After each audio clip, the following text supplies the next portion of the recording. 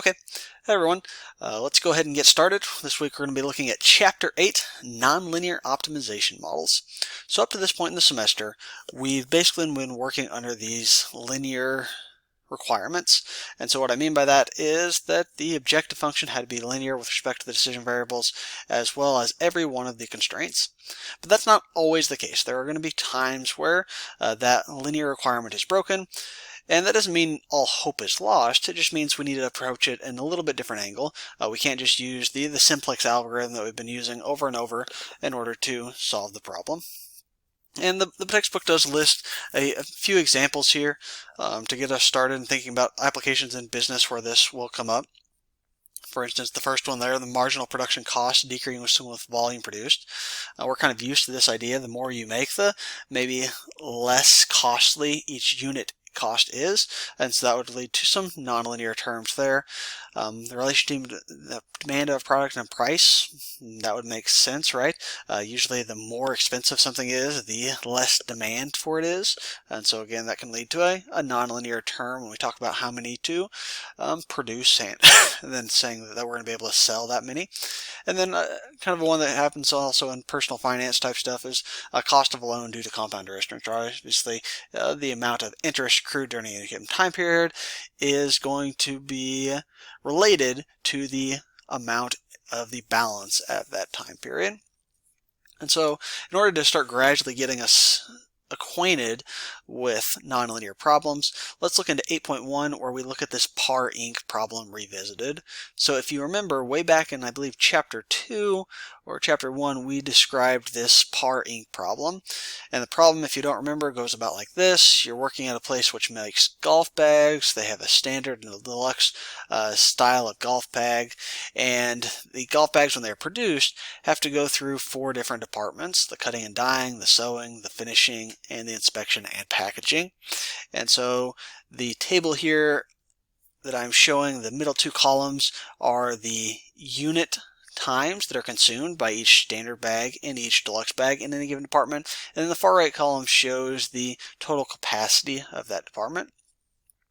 And when we were talking about chapter 2, we just said, okay, that's great. We have profit contributions of $10 and $9 for standard and deluxe bag respectively.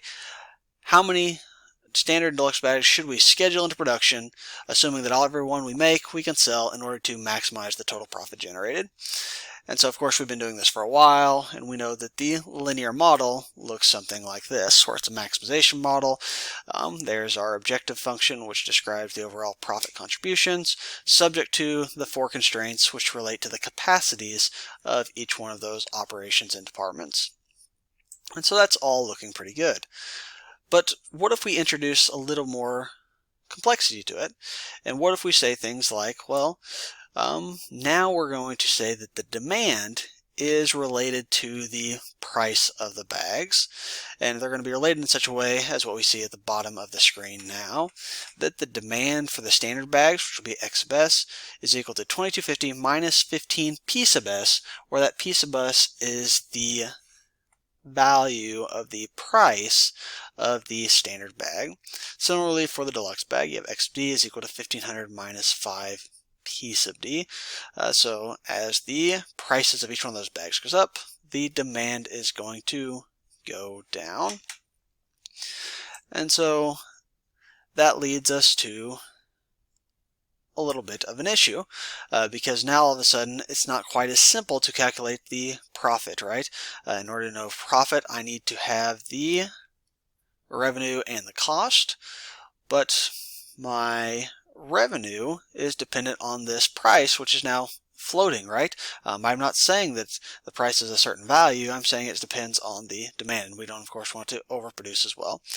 So now we need to somewhat rethink our models. And so with that being said, we can kind of go over to our scratch pad here. And so the first thing I'm thinking about is how I'm going to rework my objective function, because eventually I want to end up with profit as a function of both the number of standard bags and the number of deluxe bags that I have. And so we'll just slide this around.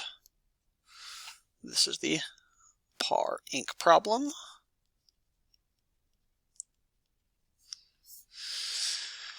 And so we're wanting to calculate revenue. And so I'm just going to page back and forth here. Maybe we can go ahead and first and talk about the relationship. So we can all see them here. We are given that X sub S is equal to 2250 minus 15 P sub S.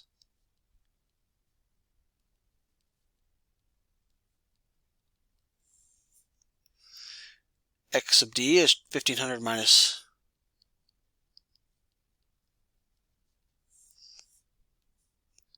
5 P sub D. And we need to work from this angle in order to figure out the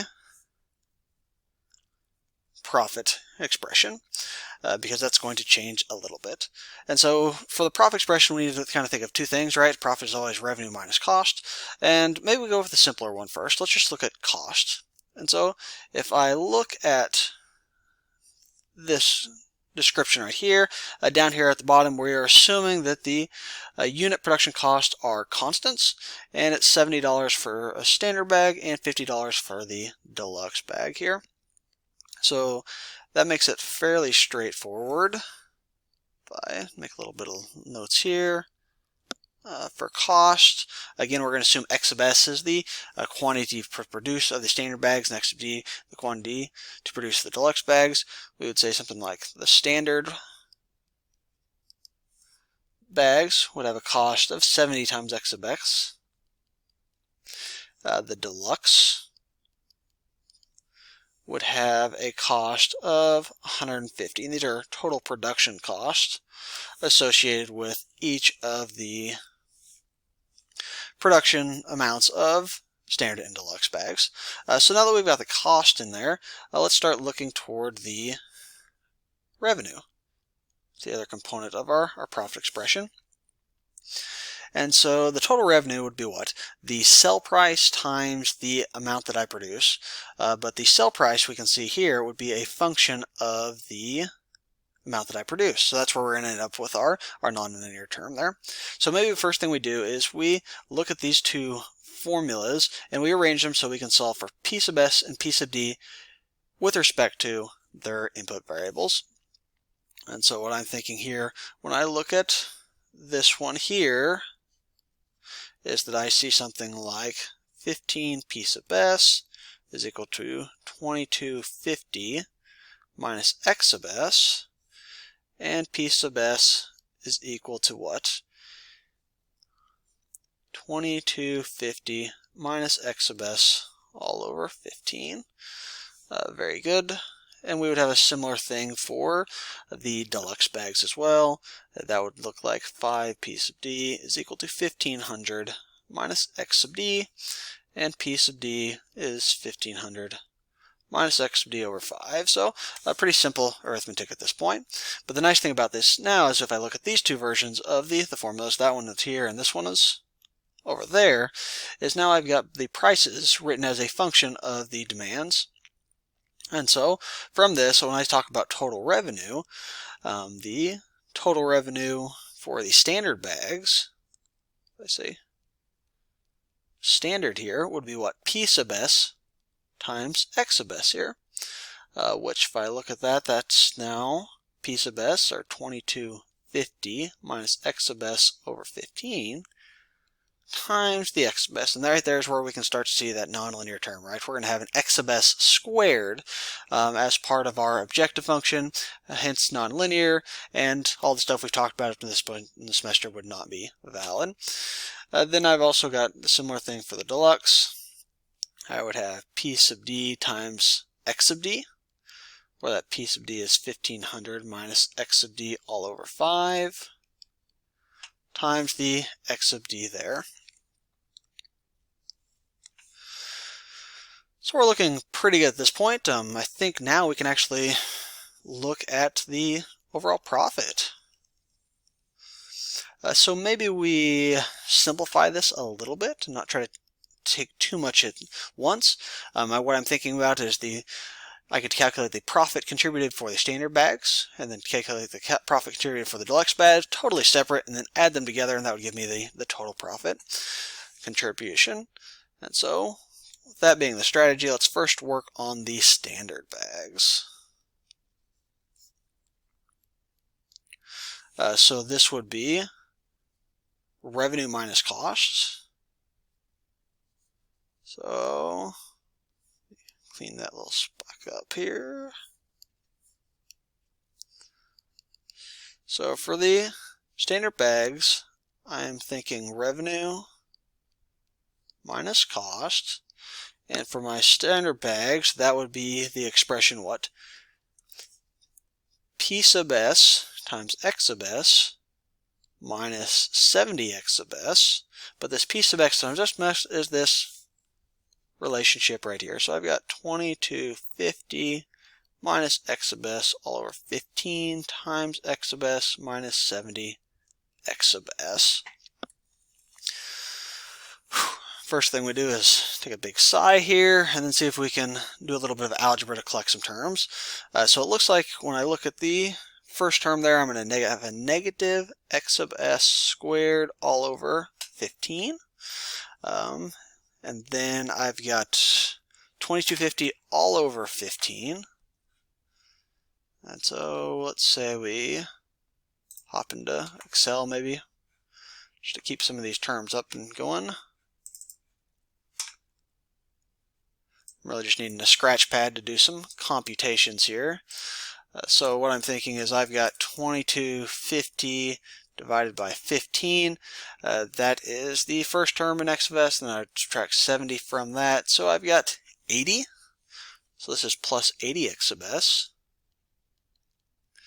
And then next thing to look, no, I don't have any constant terms. So this should be the total profit contribution for all the standard bags that are produced and sold there at the far right. So that's in good shape. Now I want to do the similar thing for my deluxe bags. So let's work that one out real quick. Deluxe bags. Again, I'm thinking revenue minus cost. The revenue up here is P sub d times x sub d. My cost is 150 x sub d. The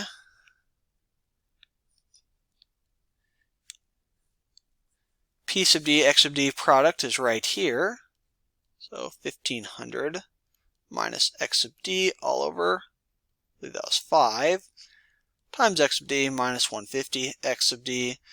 So then again, we got a little bit of algebra to do. So I'm seeing negative x sub d squared over 5. Then plus some other term. That other term we can again turn to Excel, just do some light computations for us. We have what? It would be 1500 over 5 minus 150. And that appears to be 150. So plus 150 x sub d. And again, no constant terms. So our overall profit, maybe we write this one in blue, and say the total profit, we'll say is P as a function of x sub s and x sub d, is the sum of these two terms. So we could write it first maybe as the standard bags first, negative x sub s squared all over 15 plus 80x sub s minus x sub d squared all over 5 plus 150 x sub d. Okay, and this, I believe, is the element that we are after. Because basically what we're thinking of now is I have arrived at an expression for the total profit as a function of my two decision variables, x sub s and x sub d, those being the amount of product that we are going to produce, both in standard and deluxe. And of course, the first thing you'll realize is this is not linear, right? We've got squared terms in both the x sub s and x sub d variables. And so one of the first things we may want to do is to first solve it without thinking about any of the constraints at all. And I'll save that for a next video. And then we will, then again, after we solve it that way, add on the constraints later. But again, that is all a little bit of a teaser for what is to come.